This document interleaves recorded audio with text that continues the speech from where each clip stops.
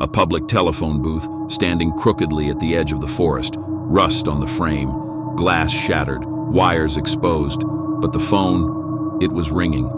No one should have heard it, but Officer Neal did.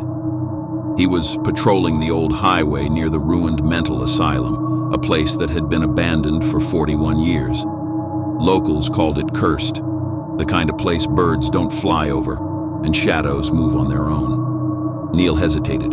The ringing cut through the silence like a knife. 3 rings. 4. He stepped closer. The booth had no power line, no source of electricity, yet the light inside it flickered weakly, and the dial tone was alive. He picked it up. Hello? Static. Then a voice, a woman's voice, whispering, shaking, barely human. He's almost through. Don't let the call end. Please, don't. Click. Dead silence. Neal stood frozen, heart hammering. Before he could move, the door of the booth slammed shut behind him, from the trees. Something watched, something ancient, hungry. He was never seen again.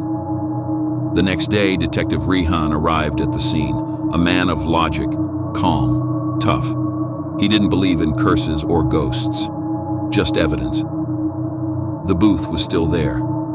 The phone, silent now, but something about it felt alive. He checked the town's call records. The phone number hadn't existed for decades. That night, at exactly 11:57 p.m., Rehan stayed near the booth. The phone rang, and despite every instinct telling him not to, he answered. This time, a child's voice came through. Don't open the gates, it's already cracked. Rehan's hand trembled. From that night, things changed. He saw mirrors reflect things that weren't there. Birds circling his car, whispering his name. At 11:57 every night, he'd receive missed calls from unknown numbers, all from the same source, the booth. Rehan dug deeper. He found old documents about the asylum. Turns out it wasn't just a hospital. It was a ritual ground. Dr. Elias Arkin, the founder, believed the human mind could become a conduit, a key to opening a gate between our world and another. The ritual required a phone call, a voice from the other side, a willing ear, and the final requirement, the third call.